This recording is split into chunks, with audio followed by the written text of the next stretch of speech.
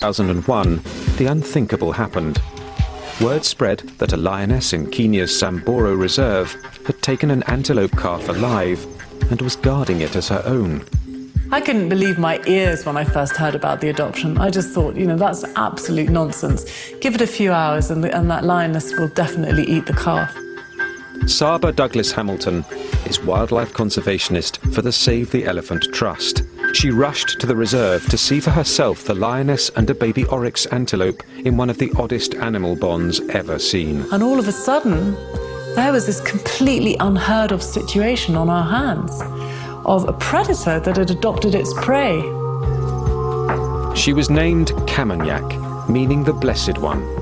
And I think many people felt that this was, had to be a message from God. This was a miracle. This was, the lion and the lamb laying down together.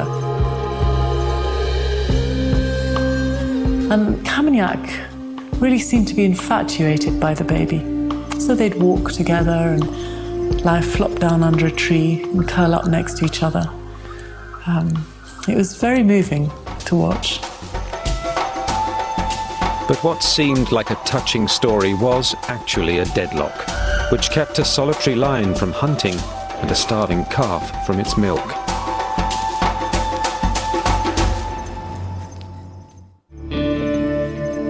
Kamanyak had done the unimaginable. Instead of eating the baby oryx she had encountered, she adopted it. How Kamanyak got it, I can only speculate. But oryx calves are trained by their mothers and have a very strong instinct just to lie low in the grass and rely on their camouflage to protect them from predators. So it's likely that as its mother wandered off to feed, it was just hidden in a clump of grass. And she may have just stumbled across it or sniffed it out. But it was very hungry. We saw it trying to nibble on branches. At one point it was even suckling on Kamanyak's ear. For days, the calf wandered, looking for its herd while the lioness followed. Of course, every oryx it saw was potentially its mother and potentially food and life. So it would constantly try and rejoin adult oryx. Well, Kamanyak would allow it to go a certain distance away, but as soon as it started to move off with the oryx, she was then up on the warpath. And of course, the other oryx saw this lioness coming for them and would flee. And the baby ran as much as it could, and then it just got exhausted and stopped. And she took it back again. What would drive a predator to defy her instincts and endanger her own life? We were just so flummoxed by this odd pairing of Kamanyak and the oryx that I wrote to a lot of people. I wrote to all of the lion experts I could think of to try and get some kind of balanced view about what was happening. One of those experts was Craig Packer of the Serengeti Lion Project. By email, Sarah shared with him the story of Kamanyak. She'd only recently separated, which is the way it sounds in the story. She still would be kind of reeling from the experience of no longer having the companionship of the rest of her pride. What we think happened was that she actually went through quite a traumatic loss, very sudden traumatic loss. And this clicked a switch in her head that just sparked this obsessive compulsive behavior. So that when she came across this baby oryx, instead of seeing food, she saw baby. The problem with being a solitary lion is that you are all by yourself in a world surrounded by groups of lions, and they're going to kill you.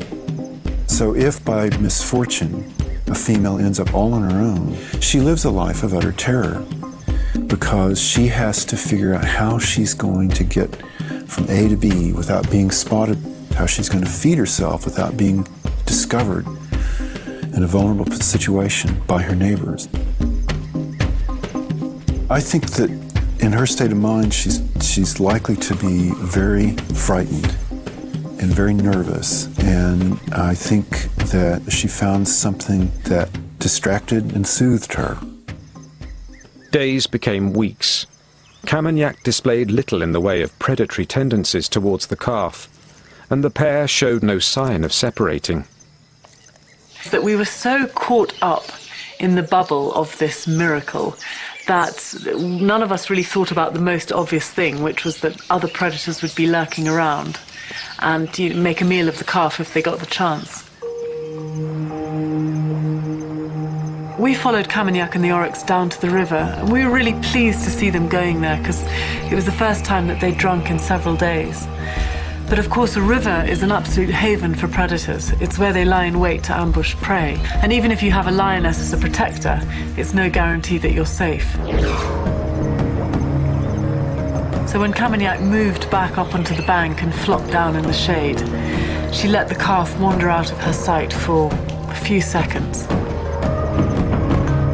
And in that instant, this huge male lion leapt out of the bushes and grabbed it.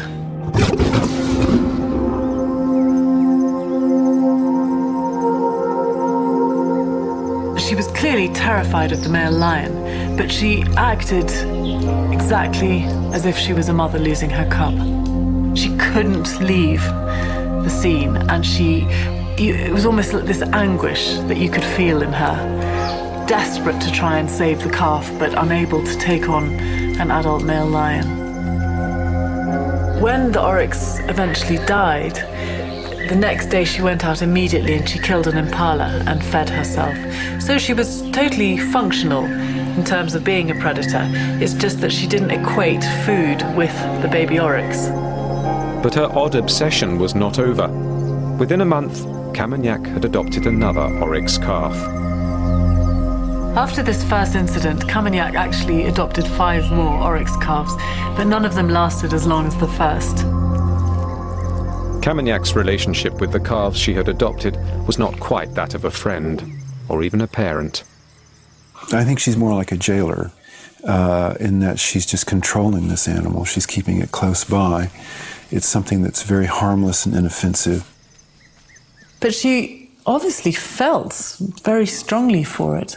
I mean, in her mind, this was her baby. And I think if she'd had her own cubs and looked after them with that same kind of intensity, she probably would have starved them along with herself.